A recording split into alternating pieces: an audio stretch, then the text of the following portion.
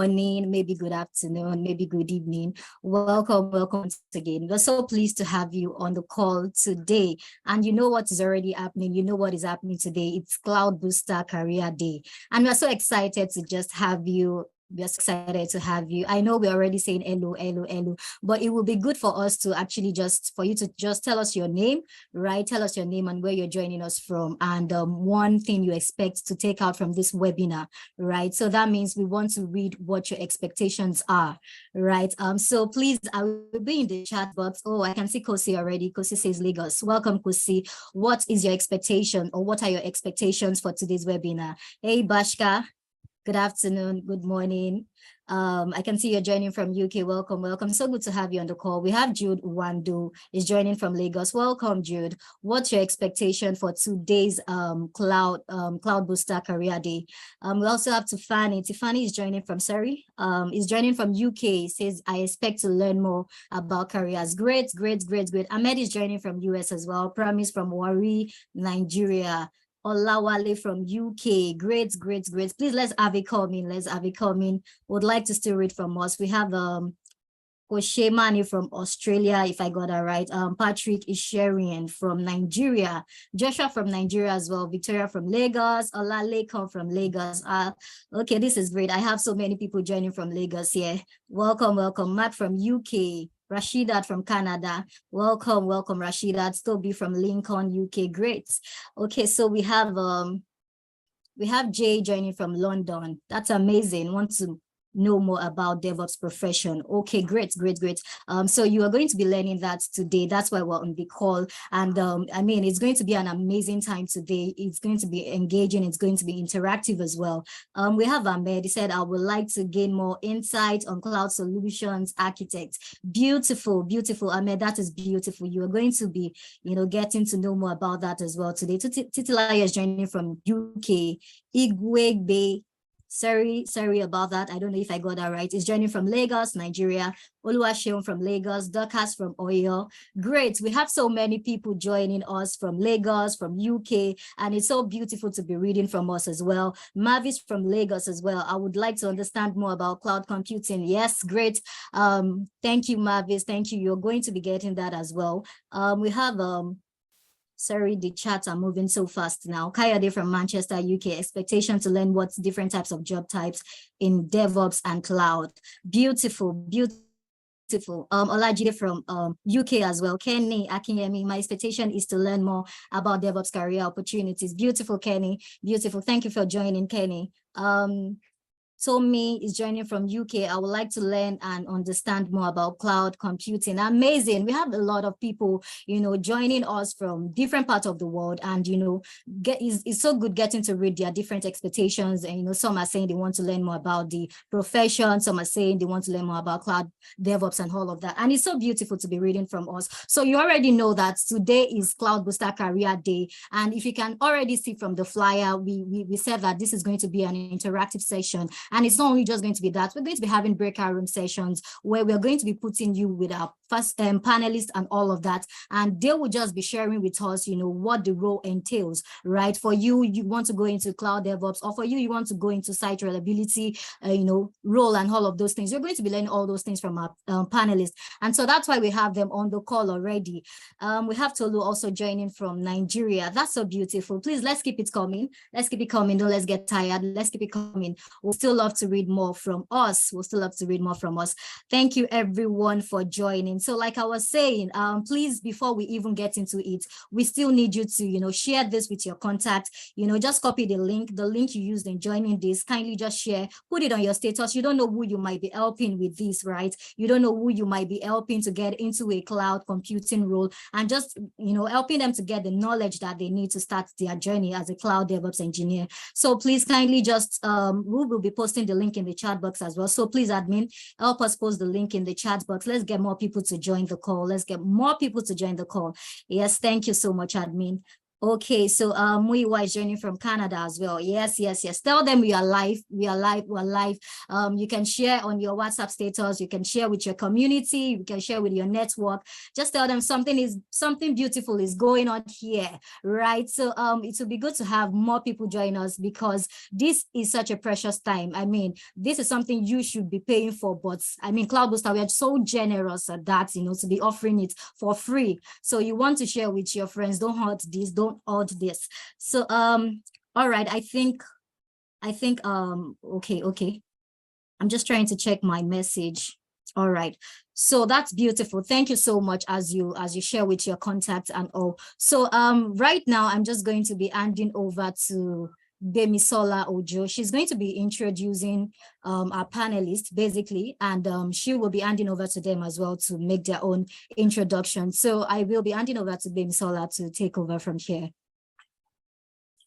Amazing. Thank you so much, Ife. A big welcome to every single person who is on the call. I mean, it's amazing to see how many of us are on the call. I love the energy and the enthusiasm already. So just like Ife has promised you, really, really going to be an amazing time. So it's good to see all of us. I may not be able to call everyone's name one after the other, but just know that you are especially welcome. And thank you for trusting. I see some names that I'm already getting very familiar with because you always attend our programs and it's good. And it's even good to see some of you have your videos on as well. So a big thank you to all of you and welcome. So honestly, today is majorly about you. It's about you. It's about answering your questions. It's about sharing knowledge with you.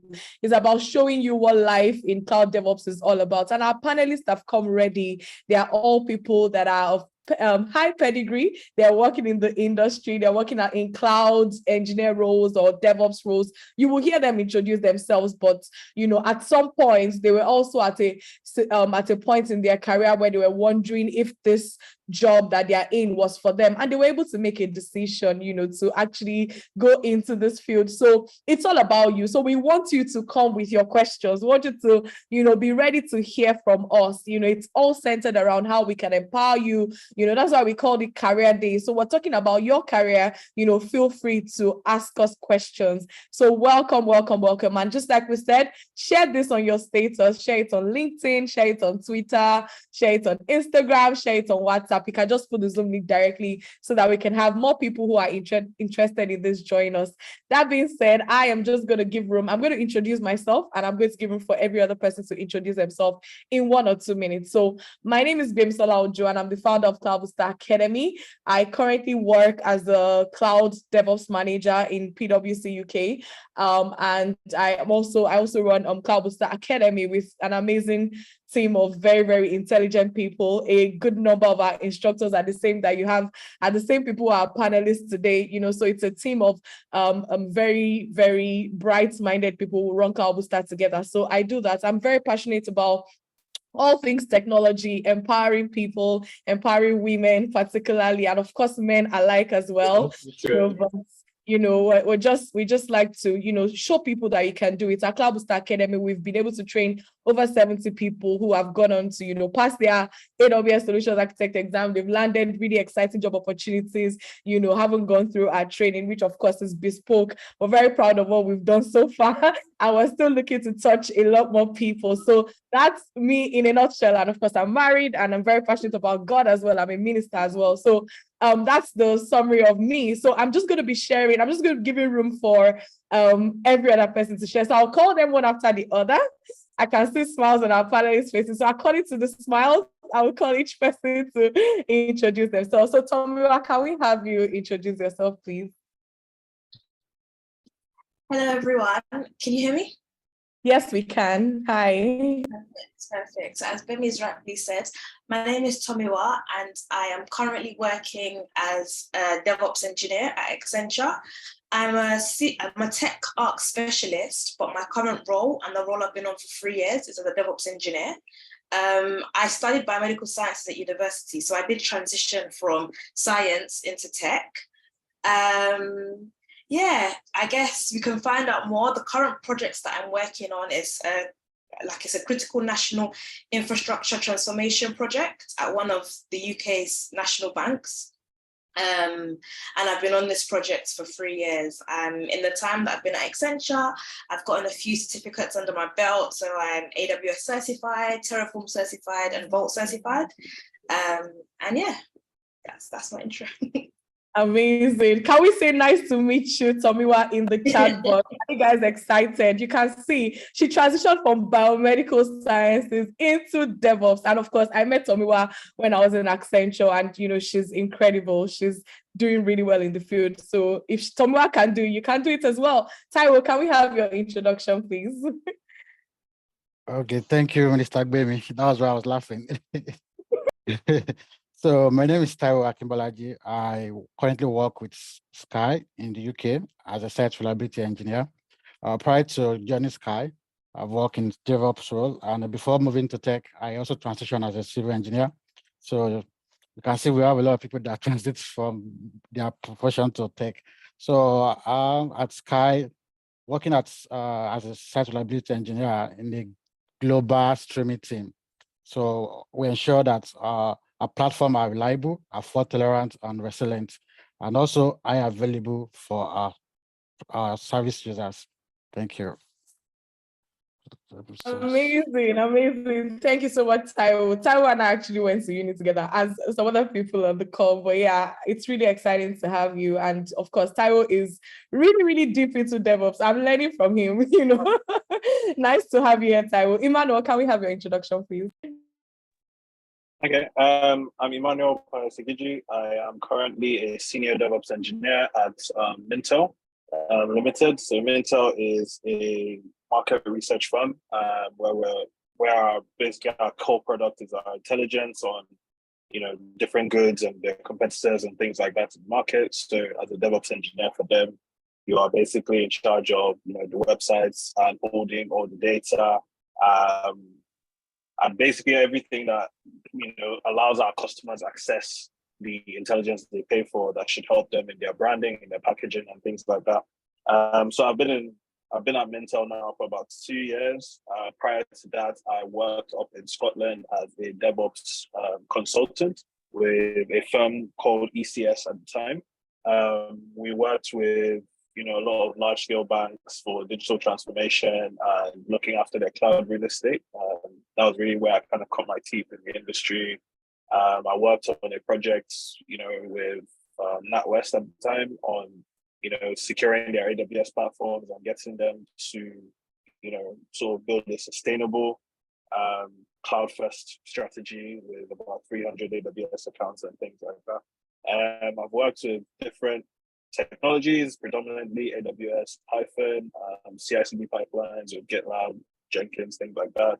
Recently, I do more with Kubernetes and containers.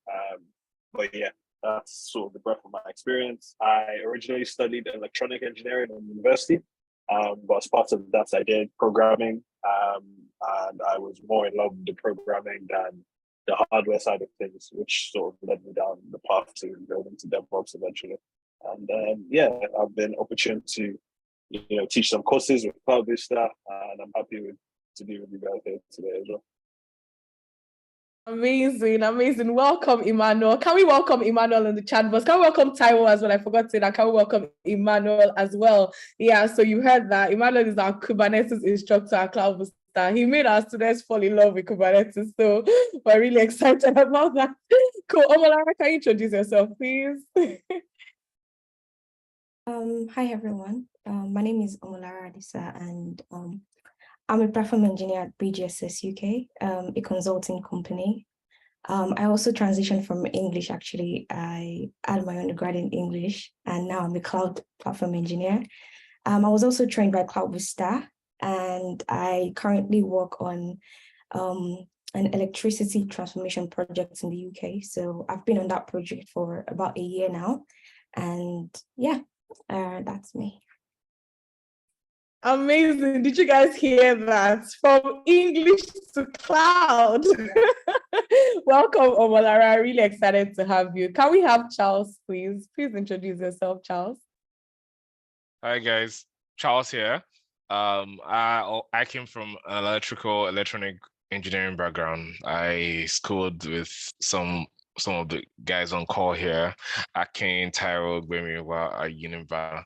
Before I joined an indigenous company in Nigeria, an indigenous exploration company. I was on a premise environment to think of one LAN network, server administration, scripting, think of anything that has to do with IT services in a typical basic from I was on premises. Then cloud services came in before I dovetailed into cloud in 2021. I did my first AWS cert in 2018. Then I got very interested with all the things we did on big heavy switches and routers. Everything is now just a single firmware running on an EC2 instance somewhere in the world. So that gave me fascinated about cloud, learned about cloud a little, eventually found myself joining Amazon, where I now work with large enterprise customers with complex architectural problems, latency, architectural guidance, some level of support if they run into issues. If DevOps engineers have tried to fix the site, reliability engineers have tried to fix the issue, losing money, then they escalate it to our desk and we try to see how best we can provide a workaround or a solution to unblock the customer. So most of the popular customers, I get to work with them on a daily basis, and we try to provide them value, help them optimize their cloud architecture, and basically find value running the applications in the cloud for their business. So basically that's what I do. Well, happy to be here. Looking forward to the sessions. Amazing. Nice to have you on board, Charles. Charles is one of our instructors as well. Please, can we welcome Omolara? Can we welcome Charles in the chat box? Yeah, they have given their introduction. So you can see that we have a wide range of people that, well, of course, we're all in the cloud and DevOps space, but everyone does different things. Tosi, can we have your introduction, please? Hi, everyone. Nice to meet everyone. It's really good to be here. My name is Tosin. I transitioned from, well, I didn't really spend that long with it anyway. I graduated with a degree in civil engineering. Well, I think as soon as I graduated, I just knew, nah, I didn't want to practice civil engineering. So, yeah, once I graduated, I started my tech journey. So my tech journey began as soon as I finished my final exams and also during NYSC. So I did a lot of self-learning. I was self-taught for about a year and a half maybe. And I started out with an internship with Outreachy. I feel people might have heard of Outreachy. So that was my breaking point, if that's the word. So that was the breakthrough role for me. And from Outreachy, I worked on a cloud project at the time. I wasn't so aware of cloud, but I was just an intern, just my first step here, but I just really liked cloud. So I wanted to keep going in that path. Though after then, I worked as a backend developer for a while because that was what I found, because the internship is just 3 months. So I worked as a backend developer on a solar project for about a year. And then, during that time, I got to meet Gbemi, we became friends. And I joined Cloud Booster while I was working as a backend developer. I started taking classes with Cloud Booster because, like I said, I had already found my interest in cloud and I really wanted to go back to it. So yeah, I did that. And then almost as soon as I finished with Cloud Booster, I moved to the UK. I got my current job, which was last year, May. So I've been in my current role for a year and about 2 months, thereabouts. So during this time, I have been working with several projects. I work as a cloud platform engineer with BGSS. So BGSS is a consultancy. So we work across different projects. So for me, some people might have stayed on a particular project, but for me, I kept moving through different projects. So I moved from gaming. I started out in a gaming project, moved on to retail, moved on to a charity non-profit project, all within BGSS. So currently, I am on a health retail, optical retail project where we're helping them we're basically doing everything for them. So they are, of course, health professionals and it's a health company. So they don't have any technical skills at all. So we are helping them to deploy their infrastructures, while software engineers also within our project as well. I mean, within our company as well, are also, building their software, their client sites, There are some really interesting things that they're working on, VR, because it's an eyewear, so people can actually see what they have, then making appointments, managing customers, everything. So we're pretty much, deploying the entire infrastructure for them while working with our software engineers as well, who are, we're just working hand in hand with them. So yeah, it's a really interesting, role to just do all of it and work with people and meet really interesting people. And yeah, here for it.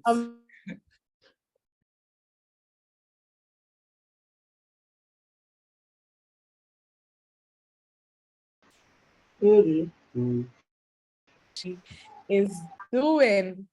I hope I'm still. Can everyone hear me? I think I tripped up for a bit, but yeah. Yeah, we can hear Okay, you. so yeah, that's all the introductions. So can we welcome all the panelists? Let's welcome everyone. So our amazing panelists, it's so good to have you. And what I would like to call out at this point is you can see it. Like I said, for people that are just joining us, today is all about sharing, from our experience. We're going to be taking a lot of questions. So if you have any questions, please don't post it directly on the Zoom chat. Please put it on Slido so that we can take everything together. So I'm sure that from the introductions, you can already see where different people fall in. And I'm just going to do a run through for everyone as well. Tomiwa works in Accenture. She's a DevOps engineer. Taiwo is a site reliability engineer who works at Sky. Emmanuel is a senior DevOps engineer, works at Mintel. We have Omolara, who is a cloud platform engineer. She works at BGSS. Charles is a cloud engineer who works at Amazon SA. And then we have Tosin, who is a cloud platform engineer who works at BGSS as well. So, because during the breakout room sessions, we want you to begin to identify what rooms you want to go into, if you have more questions related to specific areas of work that people do, right? Okay, so we are just going to go straight into the Q&A now. A lot of questions have come in already. We always get questions a lot at Cloud Booster about your cloud career. So the first question I'd like to ask our panelists today is, and we can just have one or two people answer. Any of the panelists that would like to speak will just unmute themselves and then they will share for like 1 to 2 minutes, and then we'll go into the breakout room after a while. So this part is going to be for about 20 minutes. Now, what is the hardest part of a job in cloud DevOps, and what are the best parts? So that's the first question that we have today. What are the hardest parts of your job as a cloud DevOps engineer, and what are the best parts? So who would like to take that one? You can just unmute. Yeah. Go on, Manuel. Yeah. So in terms of the hardest thing, I think the hardest thing, something I still struggle with today, is that in cloud, in sort of DevOps in general, when you come up with solutions, there's no one correct way of doing things. It's a subjective field. There are so many different ways you can do something, and I think it's always it's difficult, but it's important to always remember that, so that when you're having conversations with people, it's more having that humility to realize that your way doesn't have to be correct, and there's no definitive correct version. So it's all about, and it's why teamwork is important in this thing, because everybody's perspective. I know we've been talking about people transitioning. It might sound weird, but every background you have gives you a different perspective. There's going to be something that you would probably see that someone else, still as a DevOps engineer, hasn't seen it from that perspective. For example, I came from an engineering background, so I tend to be a bit more analytical, thinking about things in the long term and things like that. So I think it's difficult to remember that, because I think more often than not in life, we're all looking for thinking problems are like mathematics, that 1 + 1 will always be 2 or things like that. But, solutions are flexible and subjective. So I think that's one of the most difficult things to always remember. Sorry, did I cut someone off? No, please go on, madam. Yeah. Sorry. Yes. So I think that's the main sort of thing that I find myself having to remind myself about. What else is challenging? I guess somewhat challenging as well is that there's always new stuff coming out. So trying to keep up to date. And again, it's where I feel relationships are important in the industry. To always kind of make sure you're finding out from people what they're looking at, how things are moving and things like that. In terms of the best parts of it, again, for me, I enjoy solving problems. So I just like seeing Mr. X is trying to do this and this. How can I make it easier for them? And yeah, I quite enjoyed that. Thinking that okay, it takes so long to do this, but okay, maybe I can't make it as fast, but at least I can maybe automate it so that they can do something else while it's happening in the background, something like that.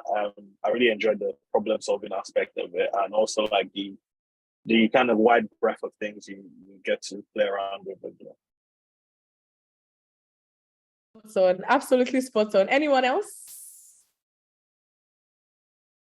Okay, so I will move on. I think Emmanuel has done justice to that. So everyone's experience really, really varies, but amazing. So someone is asking, what skills did you wish you had before you started the job? What skills did you wish you had before you started the job? Who wants to take that one? I think go on. I like to. So for me, one major skill that I always wish I had, and it's something that I'm currently building on right now, I would have to say confidence. I know it doesn't really sound like a skill. I mean, if you're confident, you're confident. If you're not, you're not, but it's amazing really how you might not even really know something, but just how you carry yourself, just how you present something, it says a lot in the industry. When you're meeting with clients, because like I said, I work in a consultancy, and so we meet with clients, we're talking with people, and not even just clients, within my own team, I meet with, I recently had a presentation where I had to present something. I had worked so hard on this thing, and I knew exactly what I was doing, and I had done a really good job. And I presented it with my own teammates, people that I'm more familiar with, and it was really good. And everybody was like, well done, Tosin, all of that. And then, I met with this other person who is, higher level, because they said, okay, you've done a good job. Now let's present it to the actual stakeholder, higher level. And also, they had already said this person is a bit troublesome. He can be very difficult. And I just felt like I just lost it, And so, times like that, I just wish, learning to, regardless of what is around you, just going ahead and speaking up, and not just presenting, even when you're faced with a task, being able to, say to yourself that I can do this, or even if you can't do this, but there are ways of carrying yourself around. And there are also ways of, just speaking around something. It takes you far. The people that you see at the top, the people that are leaders, managers, it's not necessarily that they are better or more intelligent than someone else. It's majorly because they're able to talk, they're able to speak up better, and maybe in addition to confidence, I would also say communication, even during interviews, when they're asking you, so what's your experience with this thing? You might know it, but it just seems like you suddenly lost it. When you can't really communicate well, even if you knew something, being able to communicate and also having the confidence, whether or not you're that good at it, but just having that confidence to really relate with it. Because everything that we're doing, we're learning, we're building, ultimately, whatever you're learning, if you can't really pass it across to someone else, or if you don't have the confidence to pick up a task and, get on with it, there's really, what's the point, so to say? So, yeah. I just want to chip in there, if you don't mind, Bimi. Yeah, go on. I just wanted to add that question assumes that there's a finite set of skills you need to have as a cloud or DevOps engineer, SecOps engineer, Ops engineer, right? So, but the problem with that question is that there is no finite set of skills that you have as a DevOps engineer. Today, might be Grafana, Prometheus, or Jenkins that might be raining. Tomorrow, there might be this cool software that is spinning in the industry, or even ChatGPT or something. And you have to go and learn how to call APIs. So don't see cloud engineering or cloud services or web services as a finite set of skills. I'm sorry to bust a bubble, but it's not a finite set. It's almost an infinite set, because the skills that will be released, the softwares that will be released, the tools that will be released tomorrow eventually will be added to that skill. So being able to learn every day pick up this is the one they released today. Okay, let's go and figure it out. Let's create a lab and try to test out. That's how you succeed in it. So there's no finite. So it's very hard to name a skill now because there are some skills that I also need tomorrow that I still need to. I'm also still learning now. It was Kubernetes that was written this past decade. It might be something new. It might be quantum computing that will reign in this qubits, working with qubits that will reign with ChatGPT. So wherever the industry goes, you have to keep learning. Sorry. That's just what I want to chip in. Absolutely spot on. And I'm sure that you guys are learning already. Okay, Taiwo, please go on. Yeah. Okay. For me, I wish I had learned about Linux operating system because it's more like the cell in the industry. In the enterprise level, we use a lot of Linux. So I wish while we're using operating system for back days in our school days, I wish I had known about Linux to be able to, because that's what I use daily. You have to. The more knowledge you have, the more your work becomes easier. So I wish I had known about Linux earlier before I transit into tech. Wow, amazing. You can see. So there are some soft skills and there are some technical skills. Is there anyone else that wants to add to that? I was just going to say from what Charles said, there's always tools coming out, it's new things and things like that. What I found that has kind of served me well is focusing more on, the concepts, if that makes sense, of okay, infrastructure, there's Terraform, there's CloudFormation, all these things, but it's like, okay, why is infrastructure as code important, first of all? And then it's like, what are you getting from that? And then you talk about, okay, yeah, because it's repeatable, it's all these kind of things. So that's what you're focused on. So if tomorrow something is replacing Terraform, if you have that, sort of built up concept of like, this is what good infrastructure as code looks like, this is what I need to do. It's very easy to go language to language. Like it's the same, so many people ask me, how do you know so many programming languages and things like that? The truth is that like, in that example, I probably learned Java in university. And then since then, I tried to kind of like just learn the really good concepts. And then after that, it's like any other language I'm picking up is like, okay, I can write my pseudocode of like what I wanted to do. And I can kind of translate it of, okay, this is what a for loop looks like in this language. I can do it. And, basically from making sure you learn the sort of grassroots of why this is important, why this is key, why this is useful, you can then take that building block to any language, to any framework, anything you're working on. And, I think it just serves you, so better in terms of longevity as well. So I think that's one thing to keep in mind.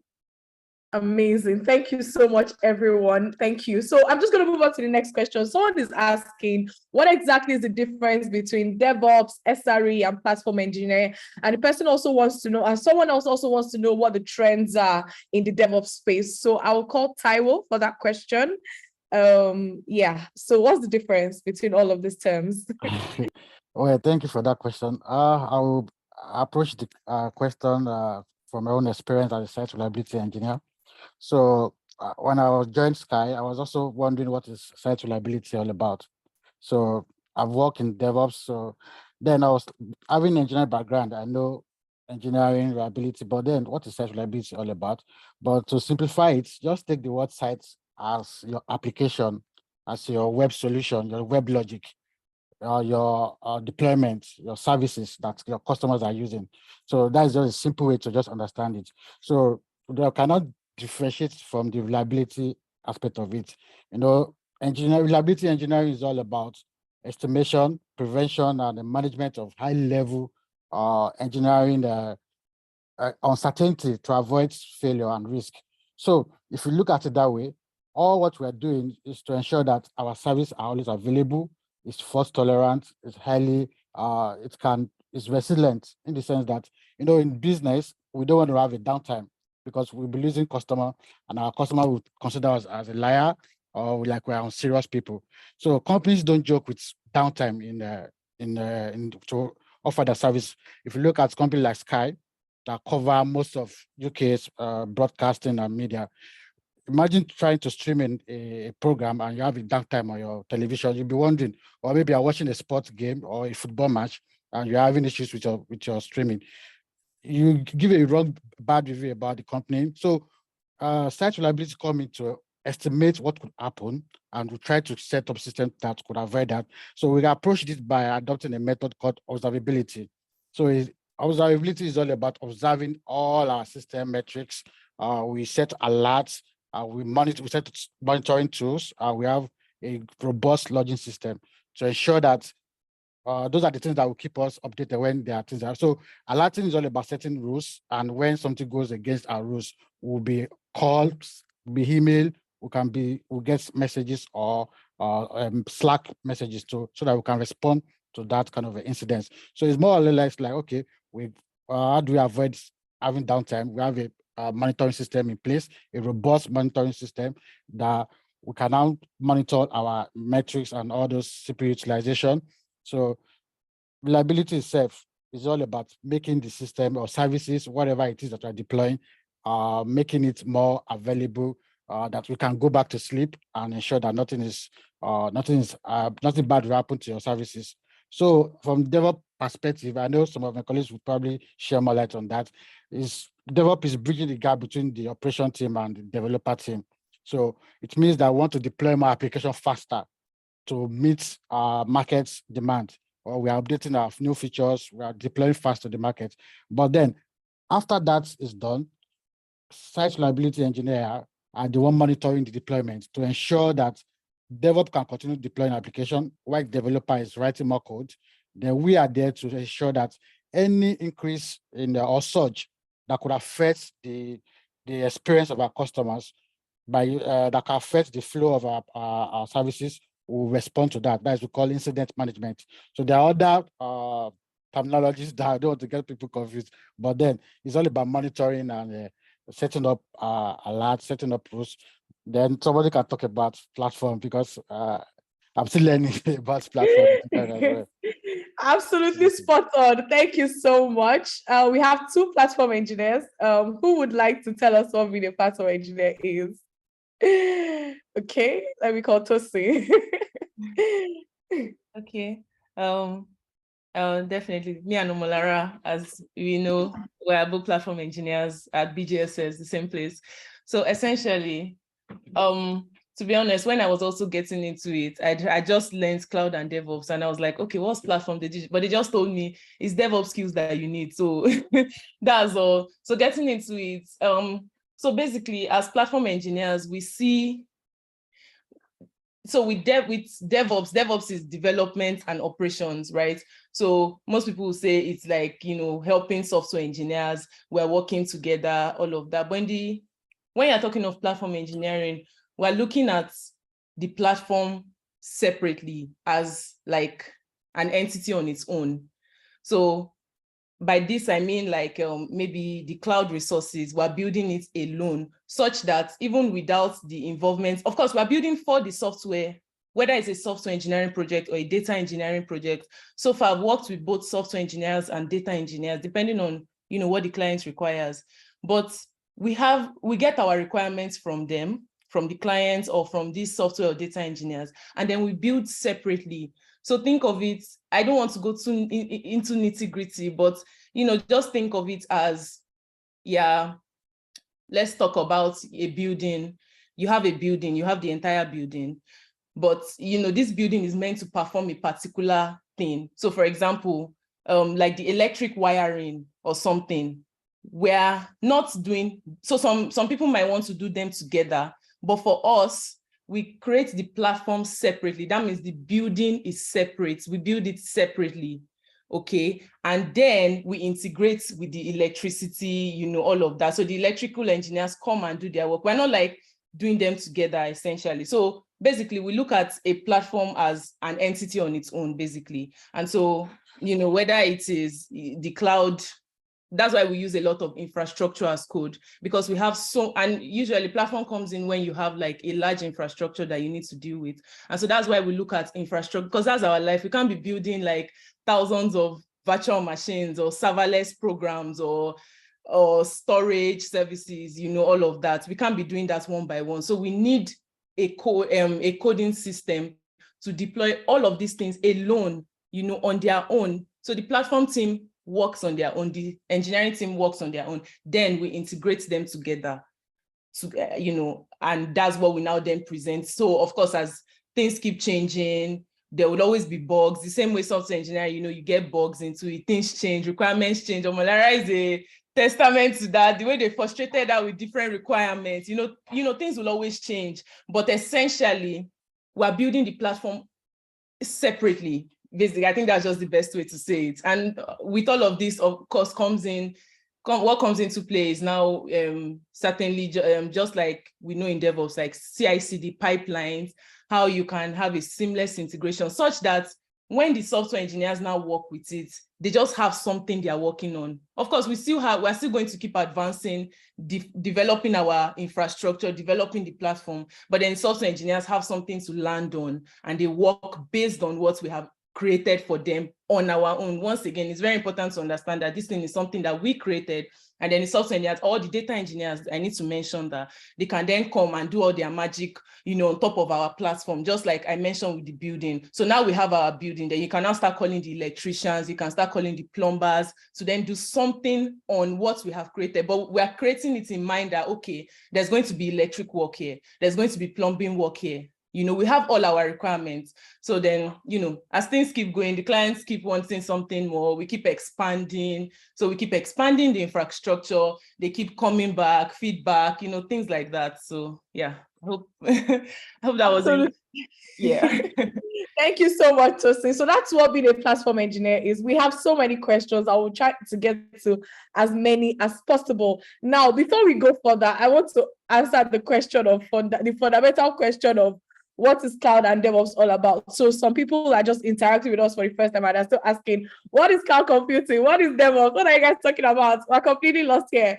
So I will just go, as we have lots of videos on YouTube, on our Instagram page, talking about what cloud and DevOps is, but let me just go simple. So cloud computing, in simple terms, I always just tell people to think of something like your Google Drive or Netflix or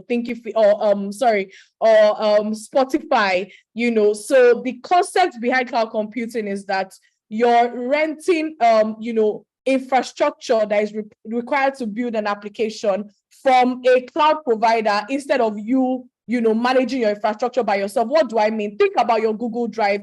You could decide to keep a Word document on your laptop, and you always, anytime you need to access that document, you always need to have access to your laptop, your computer, your computing machine in order to view that document. But if you decide to upload that document on a Google Drive, which is a cloud platform, anytime you need that document, you would always be able to access it as long as you have access to the internet. So now it's irrespective of whether you have your laptop with you or not. That's the simple way to describe cloud computing. So it now gets a lot more complex when you're thinking of movie files, when you're thinking of music files. That's exactly what Netflix does. So you can access thousands and millions of movies on Netflix that you don't have on your laptop because Netflix is leveraging the concept of cloud computing. So instead of you storing movies directly on your laptop, Netflix has decided to, get computing power from a company called AWS, Amazon Web Services. So anytime you need access to movies, it's always available. All you need to do is to have internet connection and to be able to log into your Netflix account, and you can access millions of movies. So that's the concept of cloud computing. It's about renting computing power from a major cloud provider. And the major cloud providers that we have globally are Amazon Web Services, AWS, we have Google Cloud Platform, GCP, we have Microsoft Azure, and we have Alibaba Cloud, as long as and other ones as well. But those are the major ones. So that's what cloud is all about. Of course, it gets more complex, but that's the foundational knowledge. And just like Taiwo has said earlier, DevOps is bridging that gap between development team and operations team, right? So instead of developers and operations teams working in silos, developers are the people that actually build the application. Operations teams are the ones that make sure that the application works as expected. So instead of these teams working in silos, developers previously would work separately, operations team will work separately. DevOps is that concept that bridges development and operations team together. So everyone works together to deliver code, right from the beginning of the software development lifecycle till the end. And these simple things actually involve a lot of technicalities, a lot of different tools that make this happen. So we're not going into the details of that right now, but that's the general gist. And another thing you should know about cloud DevOps is that there is a big demand for people that have this knowledge. That's the reason why we're sensitizing you today. And almost everyone on the call here transitioned from English or engineering or a completely different background into the field of cloud DevOps, and they're excelling at it. So if it's an area of tech that you're interested in, you're on the right track, because cloud and DevOps will still be relevant 40 years down the line, and you can start your transition, anytime you're ready. So I'll just stop there for now and go to the next question. So now let's talk about transitioning. A lot of people have been asking. So I have 3 questions on transitioning. Someone is asking, do you have to have a background knowledge in programming and coding to succeed in cloud engineering? Somebody else is asking, I'm transitioning into DevOps. I've worked years as a technical support engineer, Office 365. I'm self-learning. What do you advise I do to secure my first DevOps role? And someone else is asking, how can someone from engineering background transition into tech as a recent graduate with not much experience? And how can they easily get their first job? I want to call Omolara to answer that question. Just like Omolara introduced, she actually studied English at university, and she is now a cloud platform engineer. So I feel like she'll be able to share. So tell us, please, how can someone transition into this field? Thank you so much, Bimi. For me, I would say just having, before you transition, have a mindset that you want to solve problems. That would help you go the long way, because engineering in itself is knowing how to solve problems. This client already has customers. They want to ensure that their customers are able to, see real life data of how their electricity, usage is. That's a way to solve a problem. So have that. That's very important. And I would say also get a mentor or someone to, take you on the journey.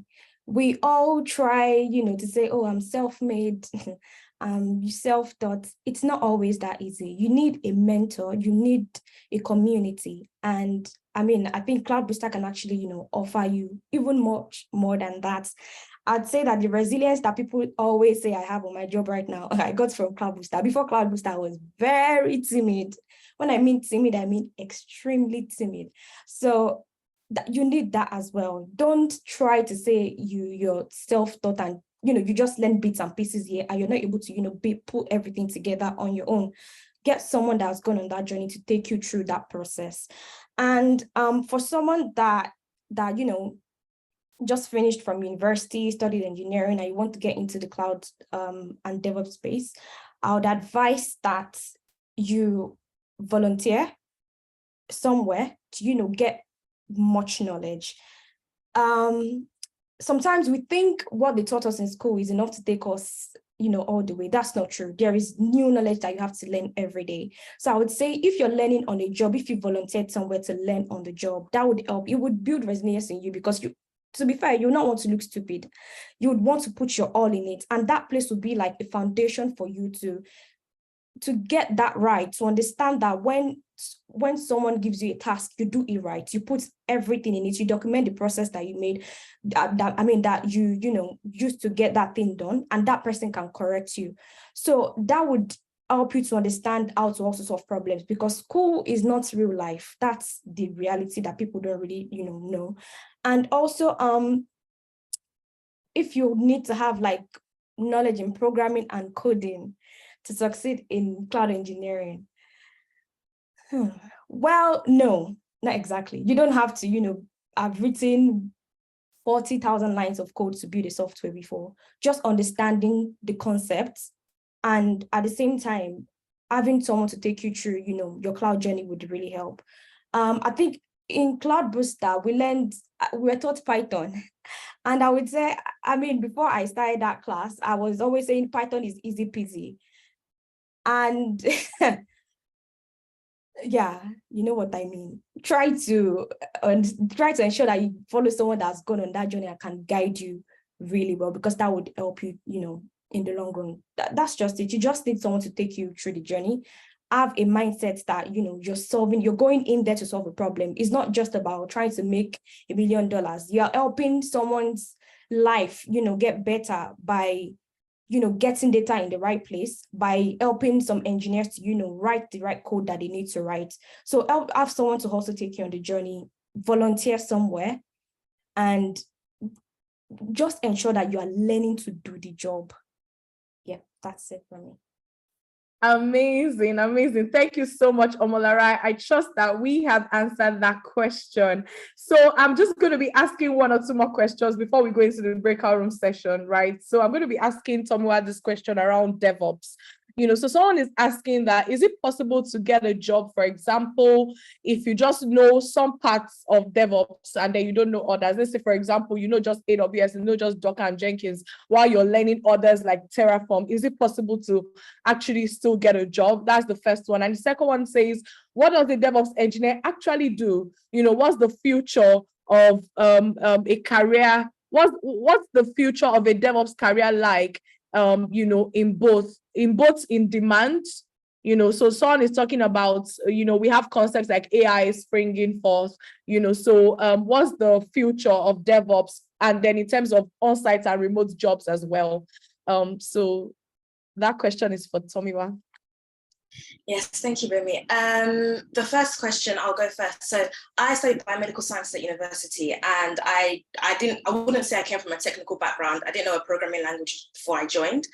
But one thing that really helped me, and I'd say that you don't need to know, like all the panelists have mentioned already, you do not need to know all the platforms. You don't need to know all the tools. There's an infinite amount. Even on my project itself, we have Kafka, Apigee, Docker, Terraform, Ansible. You'd run yourself mad trying to understand and be an expert in everything. I don't think that's the best way to go about it to succeed. I think you need to know, one thing I'd advise is know your learning style and know how to learn different tools. Know the concepts, as I think Emmanuel said, understand the patterns that are used within DevOps. And that way, be able to apply that to the many different tools and platforms that you come across. I'd also say be very proactive. The internet is there. There's so many resources out there. There's so many documents. You have Cloud Booster Academy that you can utilize on to really understand, okay, for an example, this is what they mean in AWS. And in GCP, it's the same concept, just a different language. In Azure, it's literally the same concept, but just a different flavor. They're using the same principles, but just differently. So once you understand those basic principles, you'll be able to apply yourself in any project or anywhere that you land yourself. One manager told me previously that, an expert was once a beginner. And one thing in DevOps as well, one thing when you enter like this DevOps or engineering career space is that you must always be willing to learn. You will never get to a position where you can sit down and fold your arms and say, okay, that's it, I've done my learning now, I'm a master at it, because the technology world and the things are advancing very, very rapidly. But I believe that once you have a few tools under your belt, like even me now, tomorrow my manager might say, okay, you haven't worked on Kafka before, you haven't worked on Apigee before, but I need you to help me deploy that platform and automate the process. I'm not going to be fearful because I've never worked on it before. I'm going to say, okay, I will take what I've applied and how I've managed to conquer learning a different platform, and I'm going to use those skills to help me unpack this one. What do I need to do? What does it look like? Where can I use an environment or a lab or an environment that's not going to harm other developers, a non-prod environment, a dev environment? Where can I deploy this first? Okay, this is what it looks like. Now, how can I automate the process? Okay, now how can I put this into a pipeline? You just build upon the basic principles that you've used before. So that's what I would say for, if you need skills and you can capitalize on what you know already and just build upon that, because that's what it's like. And the second question was, what is DevOps like as a role, and what do I see the future like? So for me personally, I've spent a lot of my 3 years being behind the computer. I've really developed myself technically, and my next steps, I want to move forward into doing more solution architecting and leading teams. So I think once you're a DevOps engineer, it opens a lot of doors for you, because you have those understandings and of what it's like to be a developer, what the developers see on a project, and the pain points, what are troubling the company, what are they struggling with? And from there, be able to make informed decisions when it comes to now architecting a solution that you'd like to bring forward. So if you see a pain point, you're like, okay, do you know what? In order to enhance this experience for my client, I need to make sure that they have a CI/CD platform that's using this, maybe Argo CD, and it's using this and it's using that, in order for them to have the right security principles in place, in order for them to have the right monitoring stack in place. You'll be able to architect based on what that client's needs are. Again, with AI, the field is rapidly evolving, but the skills that, again, you'll learn within DevOps are so transferable. Again, you can pick up anything that you'd like. You can be a DevOps engineer in any different type of industry. We've heard from engineering, electrical. I'm working in a financial sector. You can work in health. You can apply it to wherever your dreams take you. So I'd say it's very transferable. The future is bright. As Bemi said, you can be doing this for the next 20 years if you like. There will always be demand, and you can do it. That's one thing I wanted to make sure that you know. I came from biomed. I had no technical experience, but I made sure I was like, okay, I want to develop myself. So I'm going to go and do the AWS cloud practitioner and solutions architect. And even as I'm working and I'm delivering, I'm still upskilling myself. I'm still learning, and I'm still making sure that I'm keeping up to date with the current trends. And if you have that attitude, you'll succeed. Absolutely spot on. Thank you so much. I mean, thank you so much, all our panelists. This has been really good. So I hope you've been encouraged.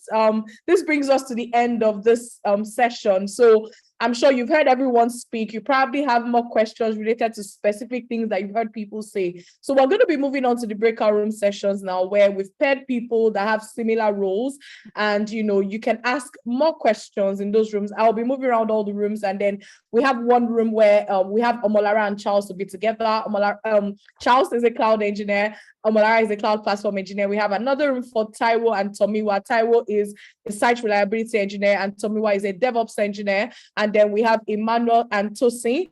Tosi is a cloud platform engineer. Emmanuel is a cloud DevOps engineer. So you can actually ask more targeted questions on those areas. So we are just going to be opening up the room shortly, and then you actually have an option to pick what room you want to join. So that brings us to the end of the session. So we'll do the breakout rooms for about 25 to 30 minutes. And after that, we'll come back again for the closing. We'll come back again for the final words from the panelists, so that you can still get to experience everyone else, even people that were not in your breakout room, and then we'll have a closing remark. By the way, if you have any question related to Cloud Booster Academy training, we're going to put a WhatsApp number in the chat box. This webinar is not to tell you about Cloud Booster Academy. We are just telling you about different career paths, but we're getting lots of questions. So if you have any questions about, how do you guys train? How can I transition? Blah, blah, blah. So we are going to put a WhatsApp number. Please put the WhatsApp number so you can just reach us on WhatsApp, so we don't change the topic to talking about the training program. Today is all about you. We just want to tell you the different job roles that are available. Everything related to Cloud Booster Academy training, please reach us on WhatsApp. And now we are going into the breakout room. Thank you so much, everyone.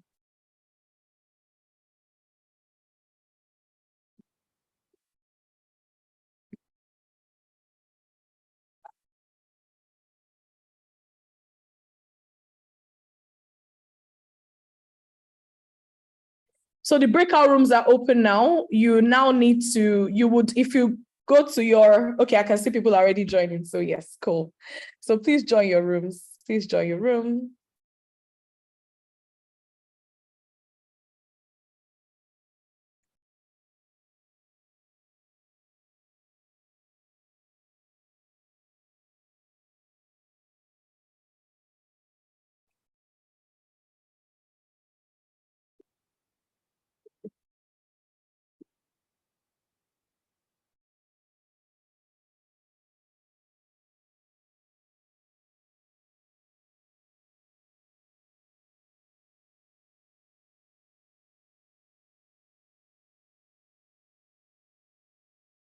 Please make sure you join a breakout room for people that are not in a room yet.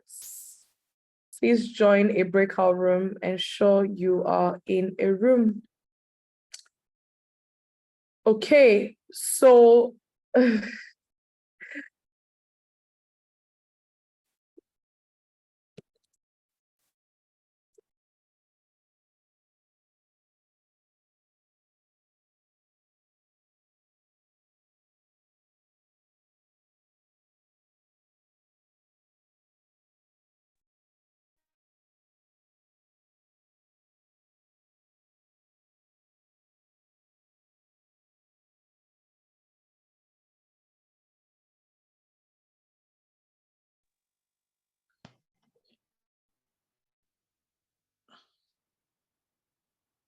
So for people that are looking for where the breakout room is, if you check your device, bottom right corner, you will see an option breakout room.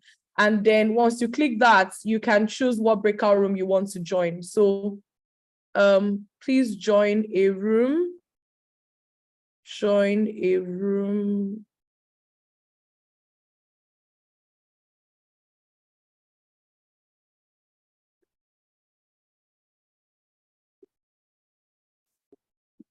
So everyone should be in a breakout room by now.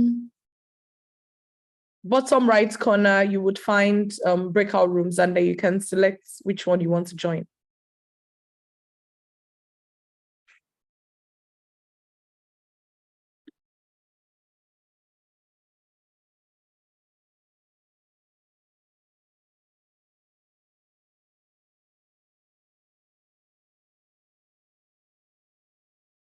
Cool. So please join a room. Please join a room.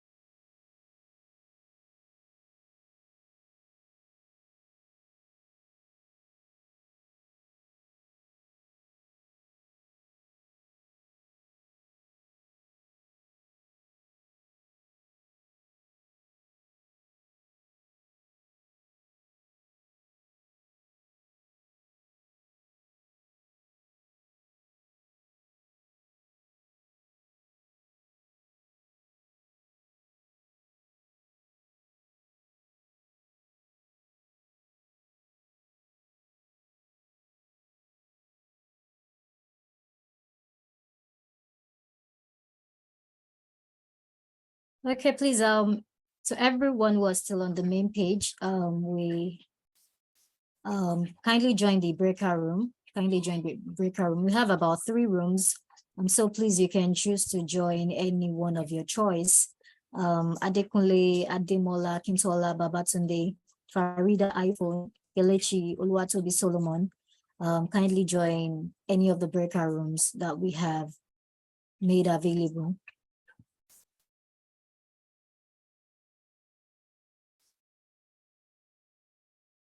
Or you can just indicate if you're not seeing anything like a breakout room, so we can help you get into it.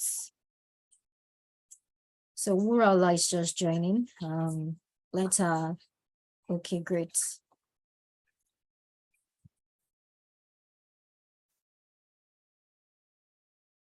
Okay, so please, admin, awesome, that's beautiful. We still want to see more of that. Keep it coming, keep the comments coming. Would like to hear our feedback. You know, we do not take it for granted at all. Would like to see how helpful the session was. Okay, Mo says very insightful, especially for those without tech background. Amazing. So that's the idea actually, is just to help everyone, whether you're just starting out, whether you're still thinking about it, or you're already on it already. So that's why, you know, so that's just the idea, basically. So I still have more. Ofag Belu says insightful. Okay, now I can't keep up with this. Olalere says wonderful session, from understanding the starting point skills to typical day and common challenges on the road. Great, that's beautiful to know. Besta says the session was insightful, learned a lot from Emmanuel and Tosin. Amazing, that's great. Okay, let me keep scrolling. Okay, insightful, learned from Taiwan, Tomiwa, interesting. Keep them coming in. Charles did a good job with Omolara. Amazing. Thank you so much. It was enlightening. The sessions ended before my question could be answered. Oh, okay. You can still write to us anyways. You can still write to us. Like we said, you can, if you have any question about anything at all, you can just use the number that was shared earlier, to ask your questions. Mr. Taiwo, is too much. He has given me hope. Amazing. We love that. We love all the feedbacks we are getting from you all. We love the feedback we're getting from you all. That's beautiful. Ademola says quite helpful, though my question was not answered due to time constraint. Yeah, we understand. We would not be able to take all the questions, like being fair enough. We would not be able to take all the questions. Okay. Kolawole says very helpful. It was awesome. Good to read all these beautiful comments from us. It's amazing. Thank you so much, everyone. Thank you. You can still keep them coming in anyways. You can still keep them coming in. So before we close out today, we would just like to go around, with our panelists and to just, get them to share their final remark with us today, just get them to share their final remark, something that they would just like to leave with us so that we can take home as well. So I'm just going to be calling, just as I have on my screen right now. I have Tomiwa first. So Tomiwa, would like to hear your final remark. Just give us maybe a final remark, a word of encouragement, just anything that comes to mind at all. Thank you. Yes, I was reflecting and I was thinking, okay, what's the big difference that I think about when I think about DevOps that I may not have said already? And I think one thing I wanted to say was that DevOps is a culture shift. You'll go into many organizations, for example, our client, that don't necessarily have a DevOps team. And when you do work in DevOps, it's about implementing or having that can-do attitude and helping other people. You're making others' lives easier. You're automating processes, you're cutting down time, you're saving money, but you're also trying to teach others to be able to enable them to do their jobs faster. So yeah, DevOps is a culture shift. It's something very new, and you might find resistance when trying to implement that culture within an organization that's not used to it. But once you can let them see the benefits of the things that we do as a DevOps engineer, then surely they'll be on board. And secondly, you could do it. Like I said, and many people on the panelists have mentioned as well, I came from a biomed background. I didn't have any technical experience, but just because I have that attitude of I want to do it, the person who's done it before doesn't have two heads, which means I'm very capable of doing the same thing. And you have that, you have the resources in front of you, then by all means, you have everything that you need to be able to first start and secondly succeed. So yeah. Thank you so much. You heard it from Tomiwa already. DevOps is a culture shift as well, right? And one thing she also mentioned is that you have to have the can-do attitude. It's very, very important, because there'll be times when, the journey is just going to be like, okay, what's going on? What am I even doing here? So, but you just have to keep pushing, right? Thank you so much, Tomiwa, for that. Really love that. Okay, so I'm going to be moving next to Charles. Okay, Charles, your final remark, please. Any word of encouragement at all, anything that comes to mind, basically. Thank you. I'll say you must have the ability to learn. As long as you have the ability to learn, you know that whatever they release next year, whatever the client's issue is next year, you can always figure it out. You have access to industry professionals, you can always research, and you can always get yourself started. It's not if you're looking for a field where maybe you just want to learn one skill and just go with that skill. Maybe cloud DevOps is not, because the entire skills of cloud DevOps is not, it doesn't be enumerated fully, because it keep changing and evolving over time. So having the ability to learn and be curious is very, very key. You'll see some errors that almost take you to depression. But the beauty is that there's no problem. I have a senior colleague that used to say there's no hidden problem in this world. Even if it's a novel problem that we've not seen in the world, I can discuss with industry professionals and we can now try to reproduce that problem. Like this, mix the dynamics, the metrics, everything that happened before that problem. Of course, we can now begin to eliminate till we find that problem. So there's no problem. Just share it. Sometimes you might not find the error on overflow, but with this opportunity of the cloud access to professionals, that. You mentioned that error, something you're banging on your head might just be a simple issue that will eventually okay. You'll see a lot of errors, I must assure you, but those errors will build your confidence over time. So I don't want to lie to you. You might see some errors that might get you scared, but don't be scared. Those errors are what will build you over time, and you know why this application will fail under these certain conditions, and while it would most likely not succeed, because we don't know what may fail in future, what might not succeed in future. Yeah, I'll leave it at that. Thank you so much, Charles. Thank you so much. I think Charles and Tomiwa, they are still basically saying the same thing. Like, you have to be curious about learning, right? You can't just give up. You have to be curious, because you're always going to be facing challenges and all of that. So, but you have to keep going. Although there's a comment here from someone saying that please give us tips on how to land a job at AWS, Charles. Okay. So we'll just move on anyways. We'll just move on. So I'll be moving on to Taiwo. Taiwo, your final remarks, please. Okay, thank you. Actually, I was expecting a question today, but nobody asked the question. Is that when you look on LinkedIn everywhere, people are talking about cloud DevOps. How come the job are still there? Nobody asks. It took me 1 year to answer this question myself. Is that I realized that this is a step. People are coming in, people are being promoted. So today, somebody is an intern, is not a cloud engineer, is not a DevOps engineer. Tomorrow is not a senior. So the opportunities in cloud, DevOps, SRE they are so enormous. This year alone, I've been to AWS office in London. I've been to Google for trainings, for places that I will have not gone to. So this is a role that does not discriminate your knowledge, your accent, or your skin color. So I would still like to say that this has opened doors for me in a way on places, and I'm learning every day. So I would just like to encourage you, because when you even look at statistics of Black engineers or experts in US and London, UK, we are still very few. So we need more people to come on board. And there are many things you could do, even working. You can be a thought leader. There are doors that will be opening for you. So I just want to encourage people like my fellow brother and sister to just set your goals, take up this bold step, and do the needful, learn. Don't care about what people are saying. Just be dedicated on learning and continue the journey. And because you are getting a global citizen with this, to be sincere. This time, like a few months ago, I was in Nigeria. Today, I'm here talking to you. So I would just like to encourage us that whatever you have, your desire, just go for it, and God will see you through. Thank you, guys. You heard it from Taiwo. Thank you so much, Taiwo. That's really beautiful and amazing. So there's so much opportunity like on this role. So keep expanding, keep learning, right? Thank you so much, Taiwo, for that. Really beautiful. Okay, so I have Emmanuel here. Please, Emmanuel, your final remarks. Thank you.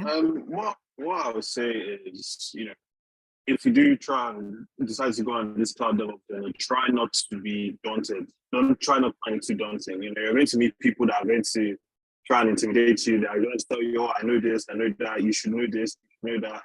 Don't worry about it. It's there's a quote that I live my life by, which is, "Your next step doesn't have to be the biggest; it just has to be right." Okay, so just take it one step at a time. Build your foundations right. Don't try and shortcut anything of like, how can I learn Terraform in 2 hours? No, like try and learn it from the ground up in anything you're doing, one step at a time. We all know the adages of building a house on a shaky foundation. It won't last. You're trying to build a career here. It's not just a get rich quick scheme. So try, put in the effort. One step at a time. And before you know it, like, I found out in my first job of like, my first couple of weeks, there's a lot of people, "Oh, you don't know this, you don't know that. Oh, this is going to be hard for you," and stuff like that. In a matter of like 2 or 3 years, some of these people were reporting to me. So it's how quickly it can change. Is what your effort and your application and knowing that, look, it's not about showing off or anything. It's being humble enough to absorb things in every room you're in. DevOps is one of those industries where you really realize that there's a reason God gave us 2 ears and 1 mouth, not the other way around. You just listen more, you pick up more things, and then you work hard, and you try and make sure you're always doing the right thing. The soft skills are probably more important. Being open to criticism, accepting mistakes, things like that will take you really far in your career. And then the technical stuff, there's error. There's going to be days off. can't figure out this thing. You feel like, oh, if I had more experience, I'll figure it out. You eventually figure it out, and then tomorrow that thing is pretty easy for you, and so on. So just try and focus on starting right, doing it the right way, and everything, and every success will be. Thank you so much for that, Emmanuel. I think that is really, really beautiful. So embrace the journey, take it one step at a time. Like you said, it's not a get-rich scheme. Like it's not something you just want to, get on the journey and start making money right away. So just pace yourself and give yourself time to grow into the role as well. Thank you so much, Emmanuel, for that. All right. So I have next here, Tosin. All right, thank you, Ife. So for me, I would just basically don't feel intimidated, or don't feel, sort of to what Emmanuel said, don't feel the need to like rush or jump into anything. Everyone that you're looking at on your screen right now, we started at a point and we keep going forward. It's not as if you start today and then immediately, and then when something goes wrong, you just give up. All of us started at ground zero, and like Tomiwa mentioned, it's not as if anybody has two heads. It's all something that we started and we kept going on. So I remember, like I said, when I first started in my own journey, tech and cloud and all of that, I remember just seeing people who had made it, and I was really looking at them, and it was just so amazing and all of that. And I just say, oh, when do we get to this point? When do we get to this point? One thing is I've learned is you never really get to that point, where I've made it. It keeps going on. So for me now, it's been 4 years. I don't know how 4 years have passed, but 4 years have passed for me. And I've been in this field. I don't know where the 4 years have gone, but then I know that when I look at myself then, and I'm just like, did I really do this? Because I've grown, I've gotten better. And it's not even just 4 years, even like, code I wrote, like even on a task, when I have a task that I'm working on, I look at what I did like a month ago, and I'm just like, did I really do that? Like, so we keep learning, we keep going. So basically what I'm just trying to say to each and every one of you here is that, on your journey, take it one step at a time, and keep on. One mantra that I've always lived up to is do the next best thing.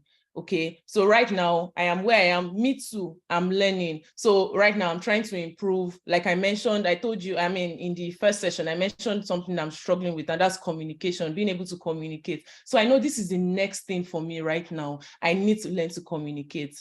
Some other skills, like I'm trying to learn, maybe it's Emmanuel that'll teach you. I'm trying to build on my Kubernetes. So I know that this is the next thing for me. I'm trying to learn Kubernetes. So for you, you've heard from everyone here today, and you're saying, okay, I think the next thing for me is to learn AWS. So that's the next thing. Take it and own it and do it and get good at it. Okay, after that, while you're still on that journey, you start to see other things. Okay, I think I need to know Linux a bit better. So that's the next thing. Let me do it. I feel like I might be ready to pick up a job. That's the next thing. Based on my interview, I'm getting feedback. Maybe they are saying I need to do something. That's the next thing. So keep going. And then soon enough, you find yourself 1 year has gone, and you look at what you did then, and you're like, you don't know when the time goes, but you find out that you've actually really grown. Okay, I know right now it might seem intimidating. There's just all this stuff. There are all these tools, and everybody's telling me, do this, do this, do this. You choose, you decide what's the next thing for me right now. The next thing for me is to pick this up. Let me go on it. While you're going, you keep getting better and better, and you find yourself in a job. When you get that job, please never say this is the end, or that's it, I've made it. No, please, like I'm really begging us, when you get that job, okay, now I'm in this job. How do I grow in this job? What's the next thing for me to do? So keep up with that journey. And, I can assure you, 1 year, 2 years, 4 years, 5 years, 10 years, you just see how far you've come over the period of time. So, yeah. Thank you so much, Tosin. You heard from Tosin, just do the next thing, right? Just focus, be focused, and, you would definitely get there, like everyone has been saying, basically. So, it's just really important that you have a goal. I think Taiwo mentioned this as well, have a goal, and you would definitely get there the moment you start working with it. So I also have Omolara. Omolara, please, your final remark. Final remark for the day.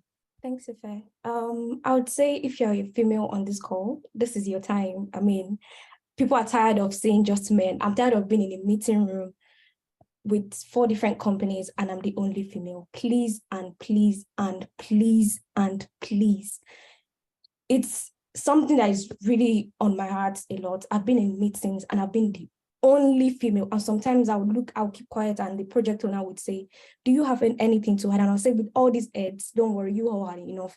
And that's because I feel like I'm the only female. Please, this is your time. Companies are looking for females because females are better at, they know that when we set a goal, we just want to eat it and we don't want to stop.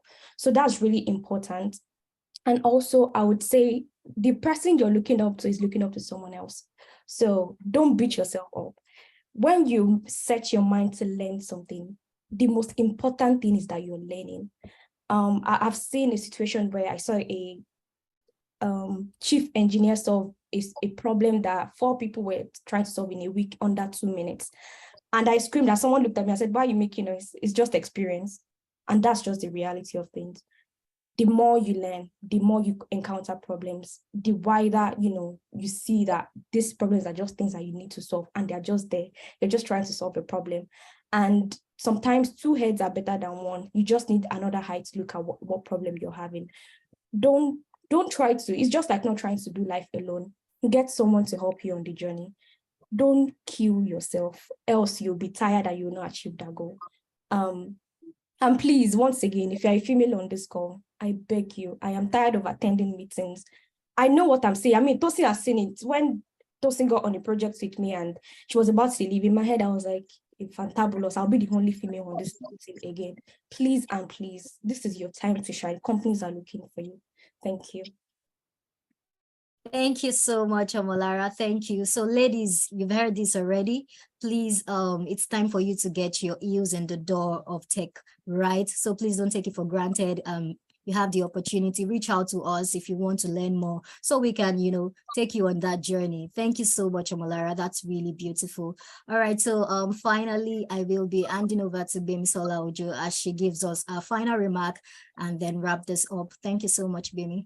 Over to you. Thank you, Ife, and thank you, everyone. Honestly, you guys have been so engaging, the entire audience, and our speakers have poured from their hearts. Honestly, like, we are super, super grateful. Thank you for waiting up until this time. It's been amazing having everyone on the call. So there have been so many questions. There have been so many closing remarks. I'm not going to give another one of that, but I will say that we did plan to talk about Cloud Booster Academy today, but I can see there's so many questions on enrolling in our training, being a part of Cloud Booster. So we have a WhatsApp number. We have a program advisor that is dedicated to actually answering your questions. We do have a training that will be starting on 19th of August. It will run from 19th of August till 16th of December. In 4.5 months, we can take you on that journey, regardless of where you are today, to become a DevOps professional, and you'll be able to be on that path to landing your job opportunity. We have many people who have gone through our training. Omolara and Tosin, they passed through our system. As many as, and a number of other people on the call as well. You can see them in the comment box. Some of our students are here as well. I can see them in the chat box. So if you would like to be a part of our training, you can reach out to us, enroll. You can find out, connect with everybody, everyone on the call. Our LinkedIn profile is already in the chat box. Connect with us. We are Cloud Booster on every social media platform. Join our mailing list and you'll find out more about us. That brings us to the end of today. We've had such a great time hosting you. Please enjoy the rest of your weekend. And thank you so much, everyone, for being a part of this event today. Enjoy your evening. Goodbye. Thank you. Bye. Yep. Thank you very much. Bye. Bye. Thank you, everyone. Thank you. Thank you. Bye. Bye. Thank Very you. much. Really good. Bye. Thank you.